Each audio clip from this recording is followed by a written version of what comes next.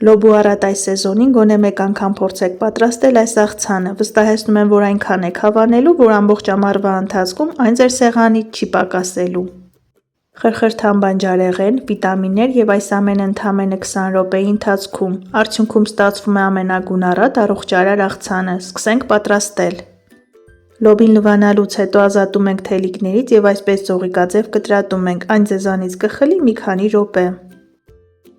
Գազարը բաժանում ենք երկար, շատ բարակ կտորների։ Աղցանի տեսքը կախված է, թե ինչ ձևով են կտրատում բաղադրիչները, վերջնական արդյունքը իսկապես խոստումնալից է։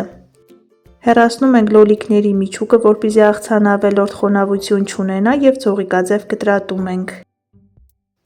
Բարեկամներ, եթե նոր եք միացել հայկական խոհանոց ալիքին, անպայման բաժանորդագրվեք եւ սեղմեք զանգակ կոճակը։ Հայկական խոհանոց ալիքում կգտնեք շատ համեղ եւ հետաքրքիր բաղադրատոմսեր։ Մեզ անհրաժեշտ է մոտ 200 գրամ քաղցր հյութալի կաղամբ, որքան հնարավոր է բարակ շերտատում ենք։ Կիսալուսնաձև կտրատում ենք 1 գլուխ սոխ, կարելի է վերցնել նաեւ կարմիրը։ Այս բաղադրիչների հետ կանաչիներից շատ լավ է համադրվում սամիթը, մարանցնում ենք մի փոքր փունջ։ Եռման ջրի մեջ աղ ենք ավելացնում, եփում ենք լոբին մինչև պատրաստ լինելը։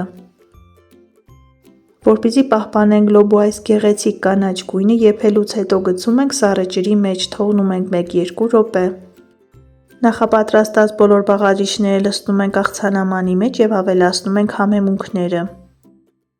Մեկ ատամիկ սխտոր ենք օգտագործում, այն պարտադիր բաղադրիչ է, աղ եւ սև պղպեղս ճաշակի եւ 2-ից 3 ճաշի գթալ ձիթապտղի ծեթ։ Յուրահատուկ տարբերվող համ հաղորդելու համար կօգտագործենք 1 ճաշի գթալ բալզամիկ սոուս։ Եթե ձեռքի տակ այն չկա, կարող եք փոխարինել խնձորի քացախով կամ թարմ կիտրոնի հյութով, էլի շատ համեղ է ստացվում։ Մի լավ խառնում ենք, որպեսզի համերը միախառնվեն, թողնում ենք մոտ 5 րոպե, որպեսզի մարինացվի, այնուհետև մատուցում ենք։ Կանաչ լոբով աղցանների մեջ սա ամենաստացված բաղադրատոմսն է, քանի որ պատրաստվում է հաշված րոպեների ընթացքում, առանց մայոնեզի եւ շատ առողջարար է։